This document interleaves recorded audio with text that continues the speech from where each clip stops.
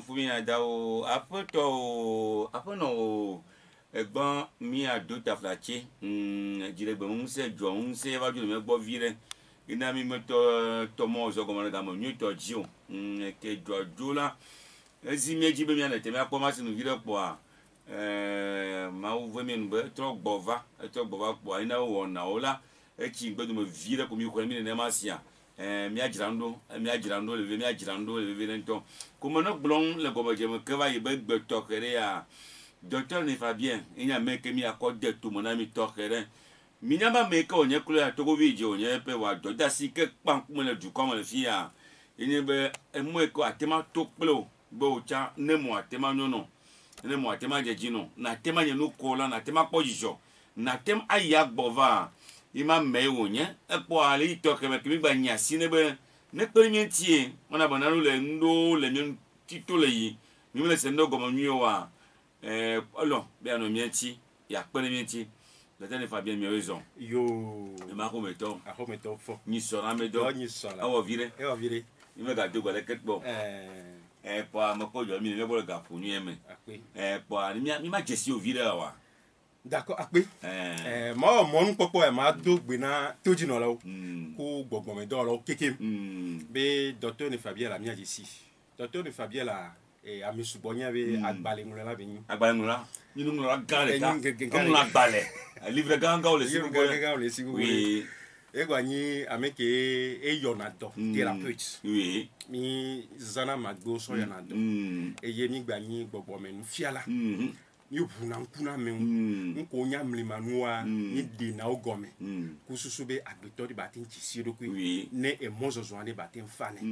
mo e do kle ko mi ona ye wa donc a mi sona nu de gbogbo be nu ti e ye mi zana magbe so dana do e ye le nu kikema mi ngure na odo agbale me voilà donc a nko mi ona mi ngla par vo agbale gaga o ko nu vo mi nyamo le me la te pa mo to ko mo ti la da mo to do an ko gbe ya e ma gbale o le agbale poto le ya agbale poto le wona ma gbale ma pa je ngba ti le fun buku je ke go bi ele ke o agbale ako mi na ju kwa nyabe agbale o le mi asi e mi mo na agbale wa se mi abe doko te wa ko yin amagbe be mu wa mi ji be mi ade o champion du kwa ne wa nyabe ni be agbala de po mi no mi anto mi le pratiquement agbala ko mi no ma tem de so le capable venir mi ya na mo atenya agbala ko mi no tu voilà mi ngule nu so purification ou la clo am do ko nti donc agbala wa mi dans encore dossier la purification comment se purifier avec la clo de ko nti voilà et les bois ni so nka o loki chance be mo so perinti no purification quoi on doit la attirer nous chance loki do la donc là on a agbenti no donc tu dois de chance et nous verrons quoi les dossiers la purification voilà agbale velia nous le so maudola les anges comment vivre une vie extraordinaire avec les anges voilà donc mi na prière et bedoula maudola ne mi so maudola Gabriel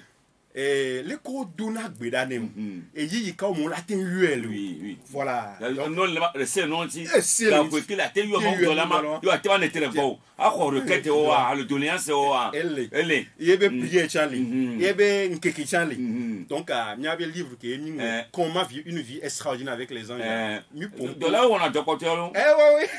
mau de là on a docteur lo nene no le mama mo nyana ne mo mau de là on a do ganto ren to mo nya video donc elle va balé alo elle est portole mi agbo na mo le je ba te ko ya on est gogomi les santé mau de là ko le kikama si ko bo ni na bana oui de bible a bien fait il y a cet esprit devant le trône de Dieu et ni mau de là mandre donc quand que mandre le considérame donc et moi de la mandre entier mi pomposo voilà mi fio abi secreto et que la porte ma fie secret encore le suba ma gra oui e ko pona gawe nyagbo oui ko pona la mesebe nyagbo voilà e ko pona foyer be nyagbo o le amu sina go ki antori ne ko jipo le malo ne ke bi do ale ko do no fi ya ne belema donc o ja ko asie chama ya bon tout ce qui est en haut est semblable à ce qui est en bas et tout ce qui est en bas est semblable à ce qui est en haut tout cela pour accomplir les miracles d'une seule chose et comme c'est un col les jipoa oh oui un col les blabla les jipoa e ko pomi le mala e ko do la o le toko o la ko le tio o la to podo o la ko si chama ya bon o la na bela tem akon ko bo eje si no nyale ke o no na ka de me kuwa vo gamel la yo bo be prière o le hami yo mo prière o na do ke jama balea esa ekwato le nyakolo ele ya muta mu senago muta la na magbale wa america de ko be togo tom na nu mi no na be mi ahle nu e woye enu la teni kisi no la na gbale mi o ma te kerentiu be yovo glonyari alo o bule ne mai o ba mi africa to ya kon kesu ko la dumi kwa ko jagbale mi e gba ko o se fini ko mi ti asie ma via la gbale ko no are on te ko bunanti pa ko la lo on a inspiré le corona de fait 40 ya Fofo Jacob o po be gbogbo mi doa o la o mo be doa o ma dunu do popo be o ma do inspiration nu ko ja to amani nu atodo mani nu nyame okwera e woye mi anto ami na mi adoku me vire e vo funu inspiration vane o la po be no le dikiti o di la wondia inspiration la va siebe o le pompo no woleke zoleke ça dit sous vana okwera nene mo adimi zona emi kinso de na enu agbe nyamo to oui okwera donc à inspiration vana que mo dolo ke mi le glo mi pe mi le globe à mon les mianto mi za ona doku okwera parce que ma huntom divana e be dolo be donora fifia les church padia minyabe le bible mbe ma dolo na do wa o mfiona mi le ke mi na do ka dodo me ku ale mo dola wo ale na yoro ale na evokoro ati ba pe mi tia o mo te fi mi ale ke do ti ma paji o wa le enu soso de tout me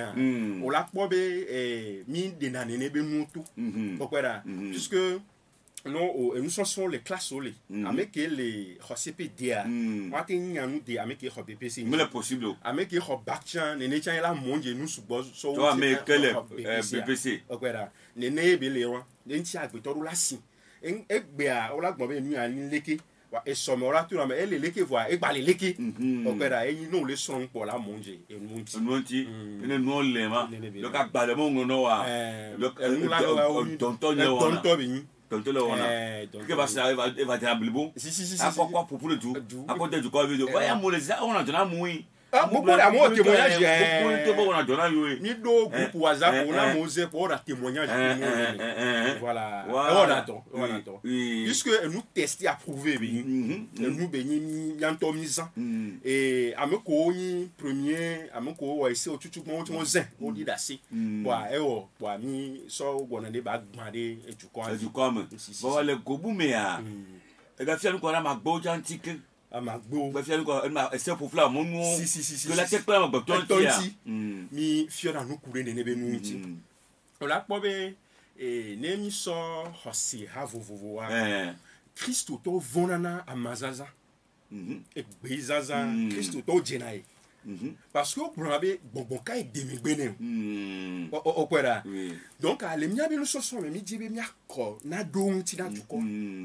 kususube nko ne mi so amagbo fifia obo vertu vertu no be vertu no do vertu a mo hia be gbogbon la demigbene ke ngbobe la do vertu ke ma wo a chapua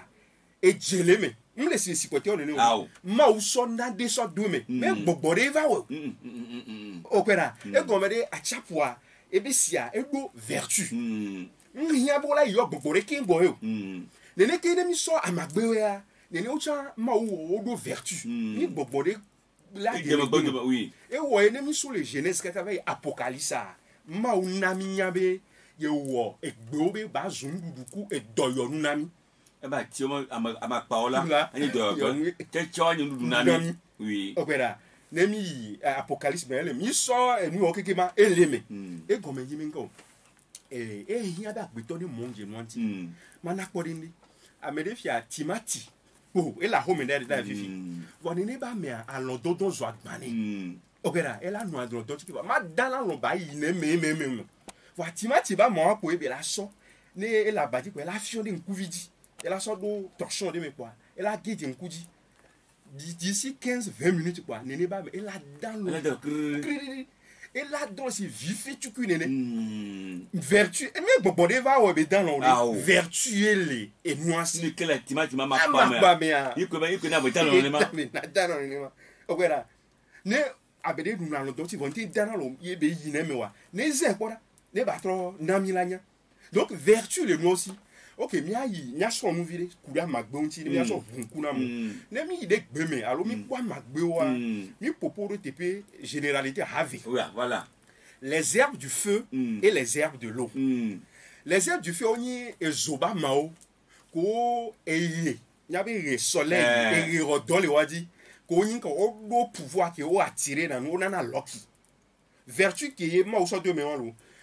no po egbe ko tie soleil alo rodolwa o la po wa si popo wa e non na jaune ogera ajabe le soleil a influencé ndokutu oui e wo do de gbere ti o la po bi si popo e non na jaune let me so example wo le pepe gbere we na gbere ni wo le pepe ja chasse ba ma grave ni o la po bi si popo e non na jaune oui nkenti o o do le di o la po be nene be no no dua e kiki na dynamique. Donc, il nous est activé dans nous et activé la chance. Ogwera, les midjo le froid, mi la sur les herbes de l'eau. Et qui dit et si odora le riti. A magbe que mieux le tome. Mieux le tome. Elle a dit non à body, ça dit et bem voir gleti. Il est autre. Et oji, et odoledi. Et mieux les herbes de l'eau. On est ici à ma fafao. Ma fafao. Clonan, c'est sidéné. Purification, voilà. Clontina me. Ogwera, ne o kokona njo ke nya gbaleju a. Donc ne mi so exemple c'est Patima. Oko Patima. Isop, oui. Ne mi so Patima par exemple là. On l'a pas sécheresse. E koudidi pe mva ne Patima dinaku. Parce que la source ne t'arrive jamais. Ça y est, toqué, il y a les diables,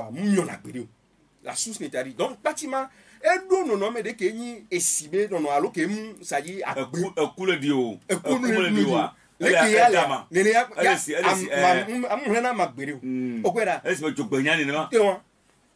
donc, vertu le nom, ni bonbonné, coco, là, démégbena, n'est pas nous. Kwa dola monjinti ajabe ya enanaya ya nanaya nenebe nu mizana emite nso wodan si ajale asokpedo amenti ole asi omlesa ohudope ola idome kwa asipwe adegladare ana kolkajo azado ma sijon voilà kebele nene amagberoa peut-être nemi fion de lo ma no gbo wa nene nyanto mi potena to na so fanadi ku nene ba dia ne lasi o lele kwa o la pobe e la tin yo lo ki va no e la tin kro e di le tio nene ye nu o le wan donc a mi son nan fiana nu kuri amagbenti subon c'est le que mi wona e prière mo do lo to nene mi butune amagbe enti so exemple on so le na voilà ne mi anyabe mi zana amagbe le bon pa ji kun ti na me pa ji ton donc mais c'est comme amagbe agbole ne ma ule fofo ule hame fofo que to go via amakojole afaole amafafaole mo bien gbadole ne po ja tomo ko ja na to ko si ma te ko lo ko ja et to flo alo ko nenufa o ko ya to me ko mi na to na le baba me kaka et c'est pour hereva no na tale et nous que o do explication vertu o kwera nunca ta gama bela normal okwabe ma unyabe eya fun bila no kwa ne to le baba ben kaka va to wana flower heya ajabe to le difficulté me kaka va e muwa e va ni jiruru po jiruru e to jiruru donc nene be mo do vertu ni forcément esprit de lona y de go de mono forcément okwera donc ne minyabe gbo c'est ne so nutritionniste no et nous coussons à magbo le fia ola popudo zeme et yenenibe odua elle a dadono elle a yodono on peut la vertu yemibe bonbonné forcément de megbeno oui ne etoji no lo ne nyane ne be amedo lea o zana magbe vo mi forcément be esprit de me gno vertu o nya o son nu kurinti ne amere chanti be ya monji nti ne va docteur ne Fabien boa e la son fafari ni on to ko na amere fie wa lo on to ko na ni ko da ko mo e wa même ne o rappel à la formation voilà o kwera ne ba ko yo chale ba amati ti la connexion amati ti ame ko le no me kengo wa do o la fion o la ta mo donc les nya monye zozomea nyam strong strong e ngbalé strong egbe ni de si be gbo lo mo so me akafla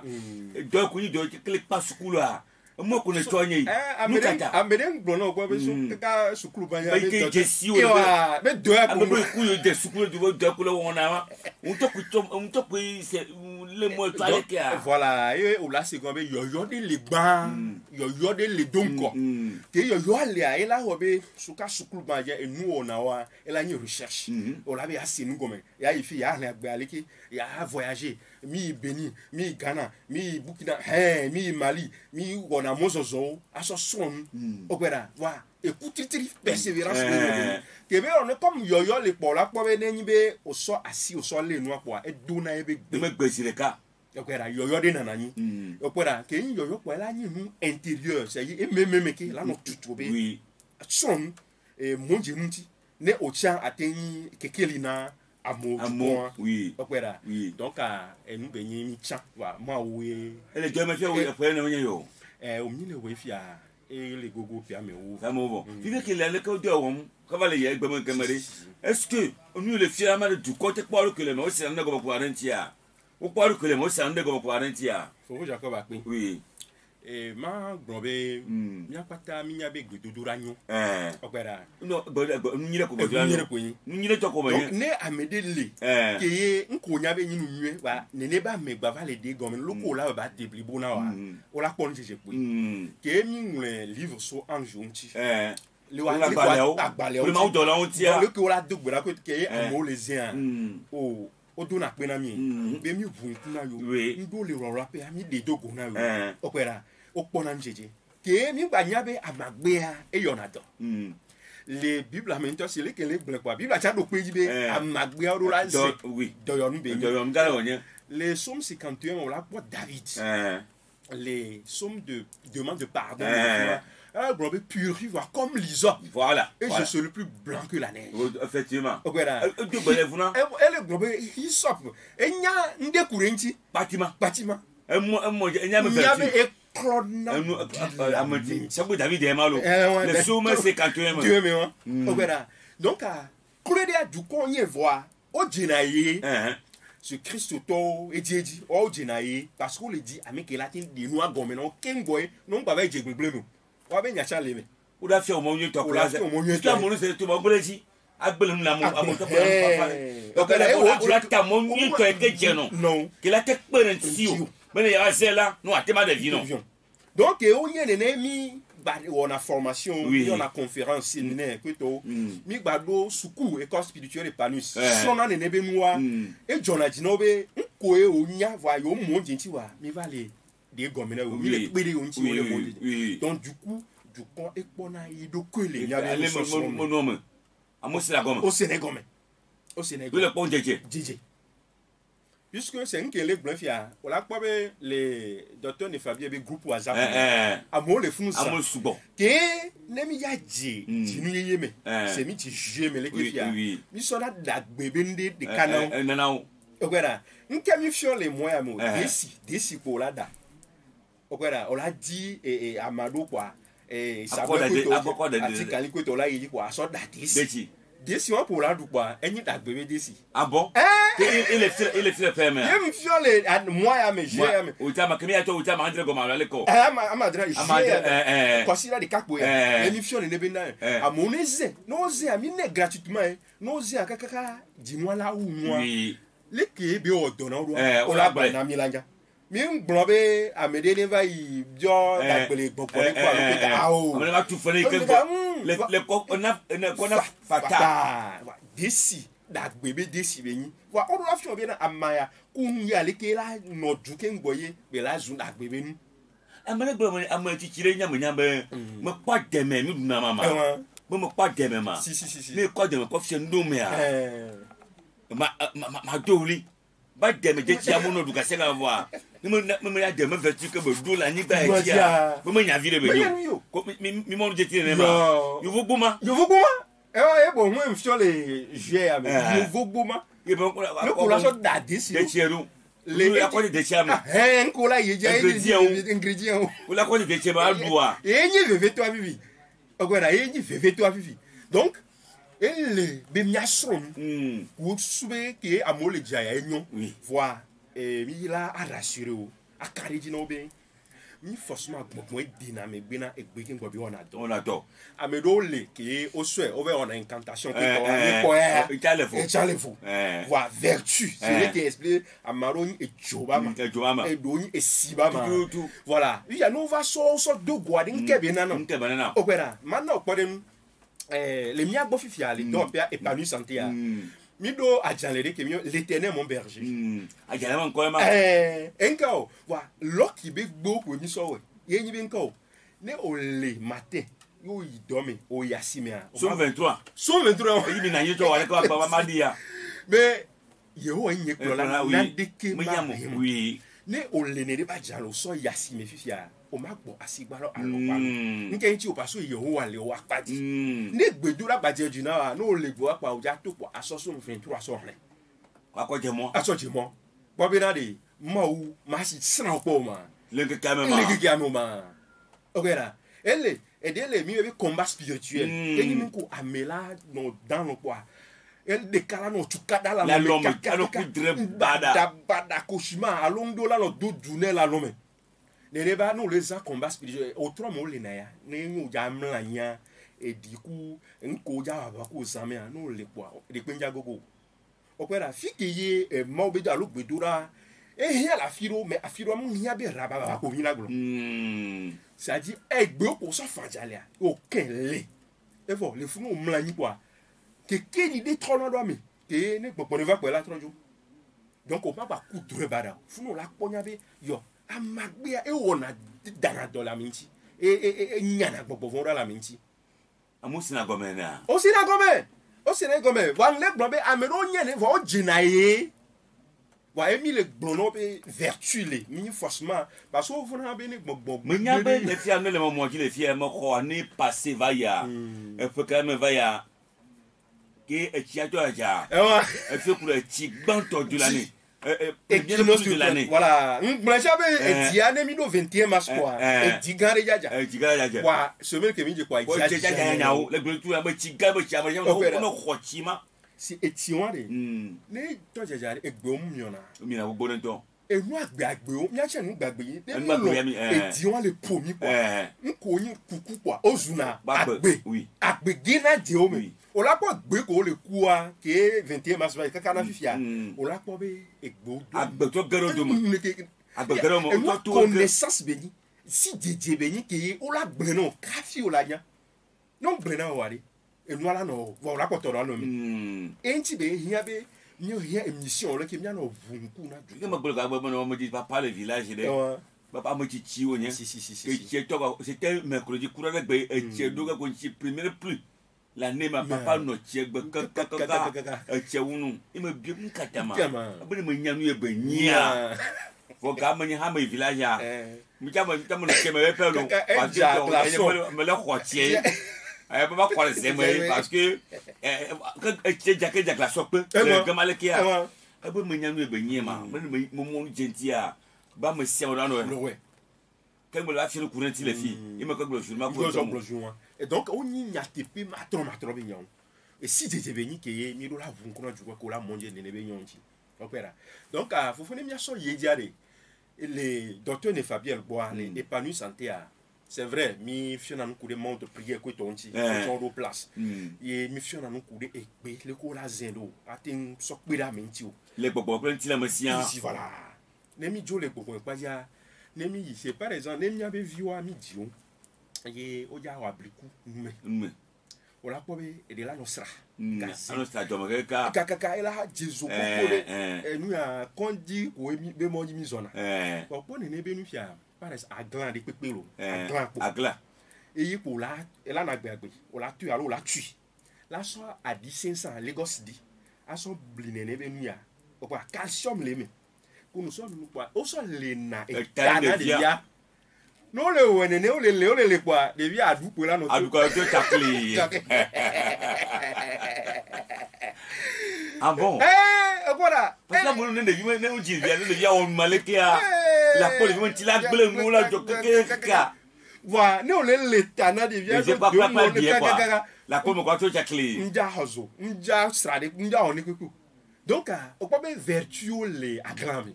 o kwa calcium le me agla gbalopo ki me la agla du ni le benye ameko atroce pour me écoute na funa voilà on doit agla voilà donc il do vertu donc ok ne mi dio le funa mi la yi nti la me pa di c'est le exemple le ne kebe le ke nya grobin taflati si adre nya no do nya toro et vite tu donnes pour na funa alors mais ma do 45 ans âge de ménopause voire atira nya la so ana tene nke gbo bi so e so anomalie de gbo wa egbe o la dano e règle la trova atira nya la trova la trova bavano considère avec quoi atira nya la trova voa o do la mo nje ntia be e ya je ntie be te mo na ne be to o gera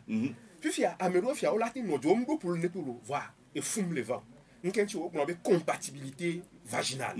yenyin ko ne le vio ya et soit non mené à mais ici que les fonds soit c'est trop basique c'est trop acide et comme encore les vieux au kuna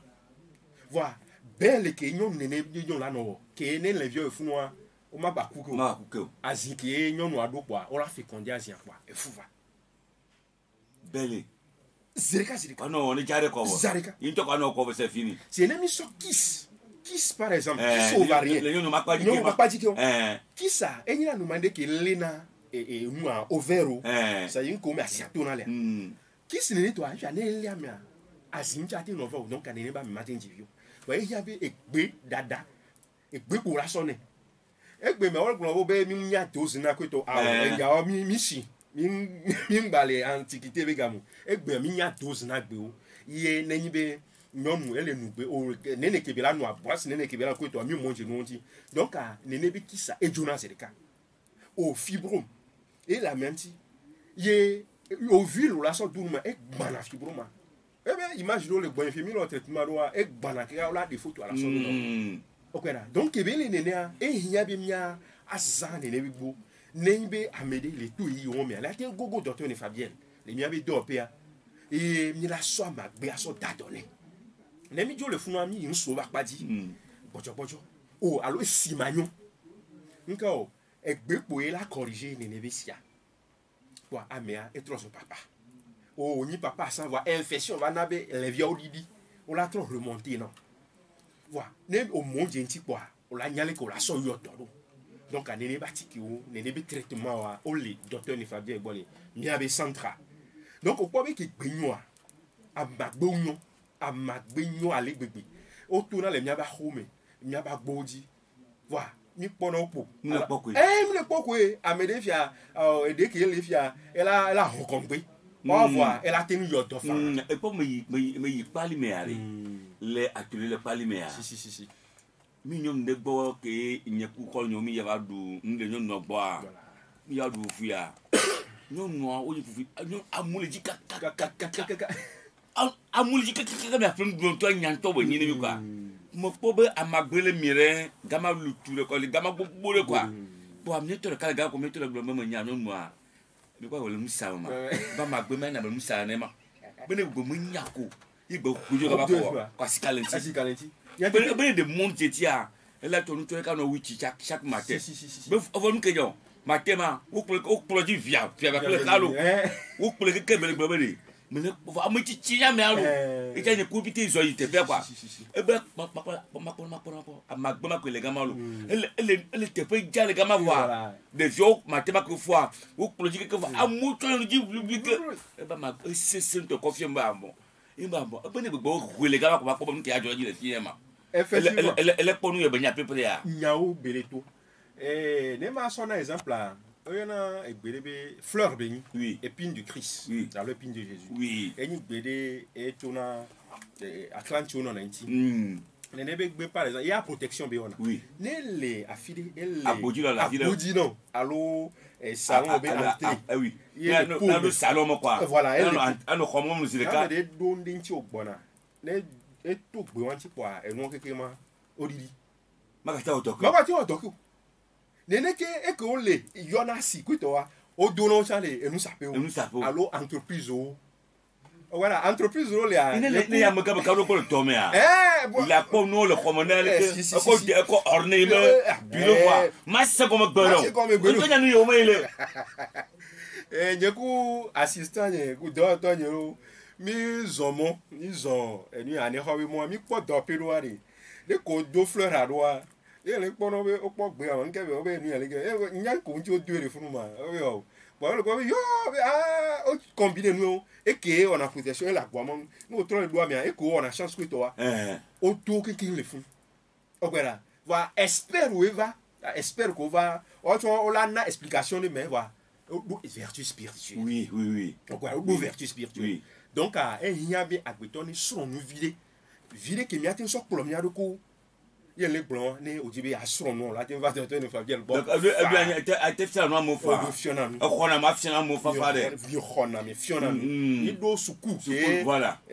Par exemple à niveau 1, niveau 2, niveau 3. Oui. A me ko début yo tcha yo la mon genu anti c'est mieux que nenia. Mi on a kaka na diplôme, mi on a une formation. Now. A me ke di wo il y a que vide pour la nyala sok plo e be famille. Ma pea.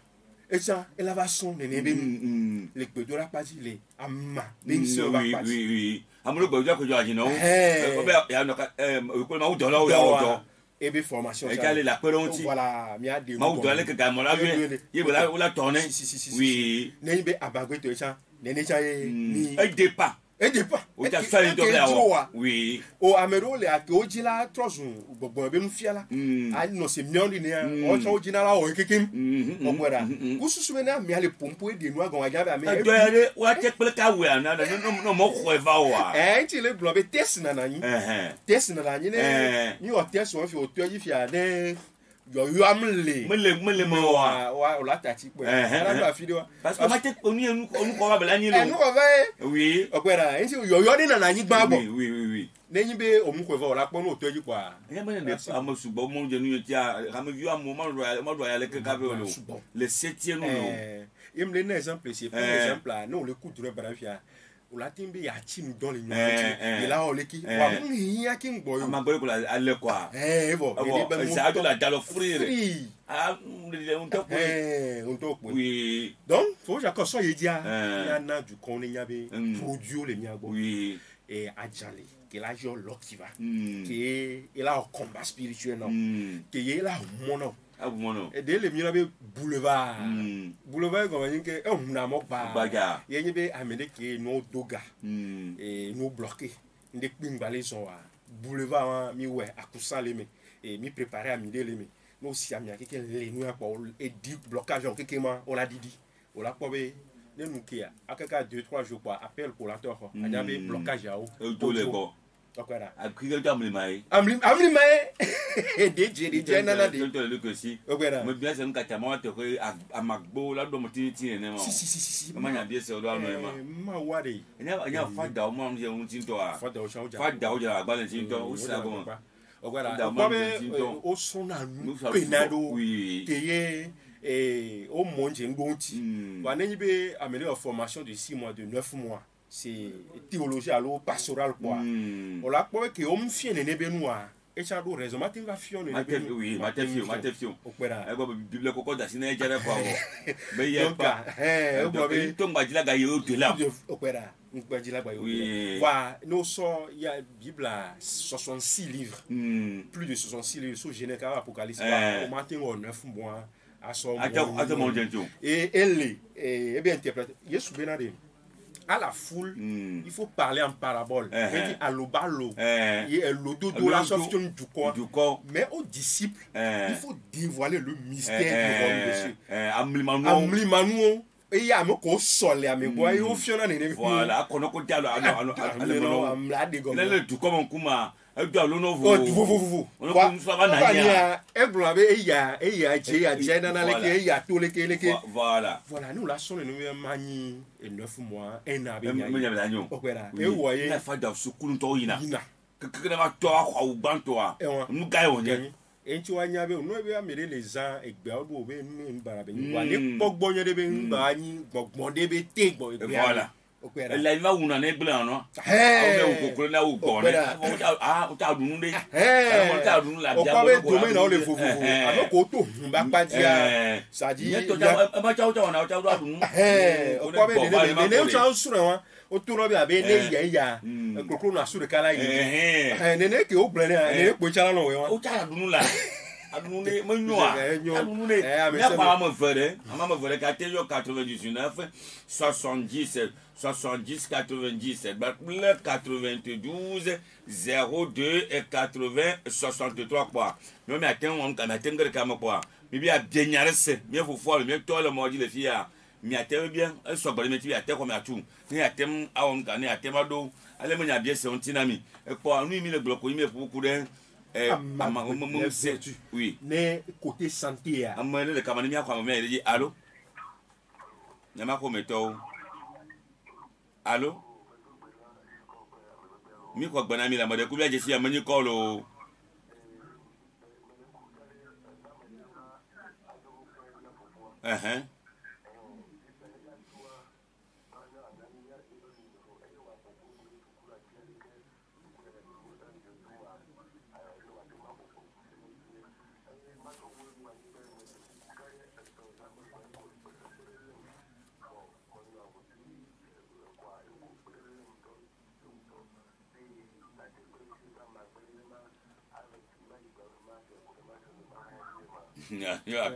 là tu as toujours là c'est Zaria mien ka tela mabulo mien la mabu oui allô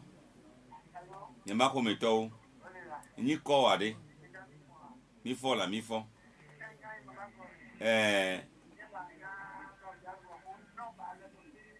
pele sukulu manya anyo akoyaka be ofo akoyaka ela do yamati mi Zaria ni no ba pele vike sukulu no ko gama na vila mo ma mi so manya mo dina so nu amoje kikiati ele vile nto wi mi ala mo bule kama wi allô ya o genya fa radio ya gbato na msia ni radio ko to vire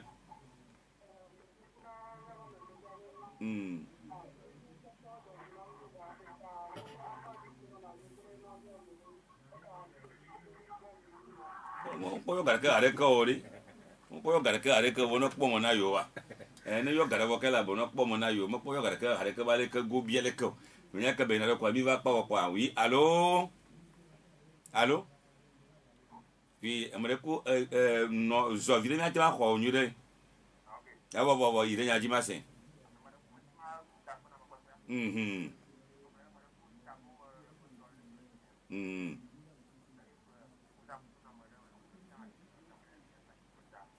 gamla sur la pratique ne pas intilo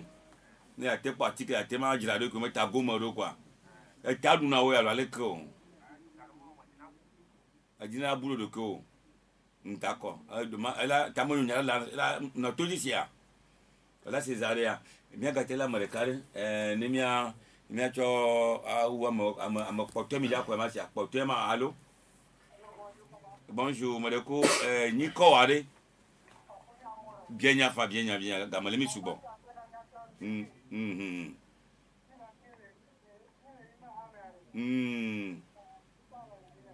d'accord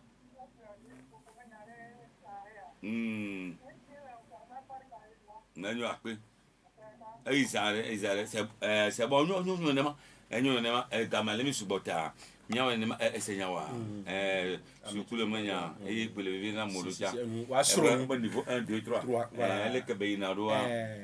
wa ne mi mia comme gamia lilia milana number milana mia be nomina number WhatsApp number quoi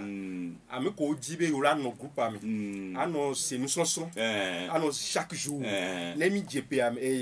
dinwa me an ko la zan ko to wa milana number fifi je ya be WhatsApp number il est 91 oui 92, 92, oui. 98, 98, 90. 90. Voilà. 91, 92, 98 et 90. Il y a WhatsApp pour mon nom. Voilà. Elle a un avocado d'abord. Vous pas me ver. Elle est français. Elle est éveillée. Elle avait d'autres ne sont deux groupes mis à Vémelo. Alors français Melo. Voilà. Ameroa français Jonathan. Ameroa Efegbe Adjibi annonce Afegbe Anto. Okwera nele lewa. Donc no yo quoi. Il a sorti deux groupes et y sukulu ko to wa. Il a des noms gomena. Voilà. Tito. D'accord. Donc nya yi bia oji. Le funai. Avec qui est rumia ou les cuillères et sous zogbetu voilà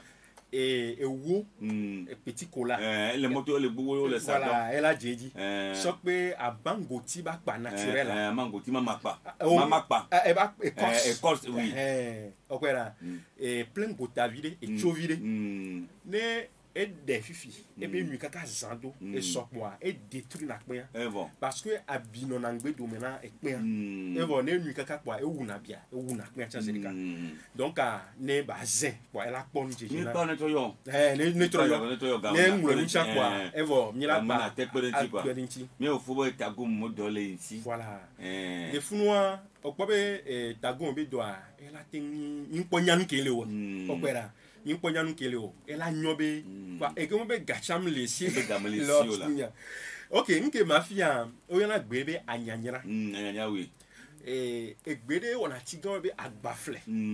okwera egbeve won wa leyin be mji si wala tin va yo nya di be photo de egbeve won o dane no de kwa o kinan kuku ni o yo na si chikesi be voilà le ko yo na gbere ne ma na tago me fona na me ameko par exemple e bon de que vile lo wa nke o ça se passer et moi e yedi e o kwa se le ke epilepsy ona ne be e o kiji boy wa me ela jani ke ka ba fo donc a no ele itadine wa ne be ezane ne be tago me la fone ne fone ne a e do amagba no tere di wa ne la nyo ne ezane ne be le ke be le kwa e do la ba gogo ne yo ne gogo la na ko ne me jawo gamalesi ko on ne va kwa le kala wa ne ya a to pere ti kwa ela nyo to donc nous sommes de côté à et Soukwale qui est niveau 1 2 3 elle est qui est niveau 1 à 6 mois le triamadien la sauce une fois par semaine niveau 2 à il y a un ami on a pour mi ina no men tonton okwera niveau 3 1 et demi donc à nene ou le hame wa dépasse quand tu la population donc ana omre na mi kwa mi la do nene be nyanchi no la na to ko la monti ti ka me do pelo do pe ele hejira na we be kwami mi dijile Togo 2000 bo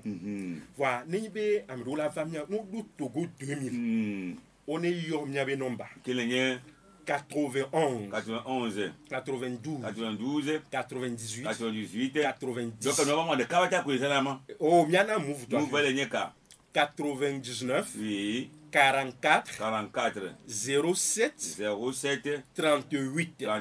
voilà 99 44 07 38 ama vama quoi 91 92 98 90 aïe Togo sela aïe WhatsApp peut-être des cas donc il y a deux groupes ma matin no pour ma page alors en français ma page quoi elle a prévention va mouver 99 44 07 38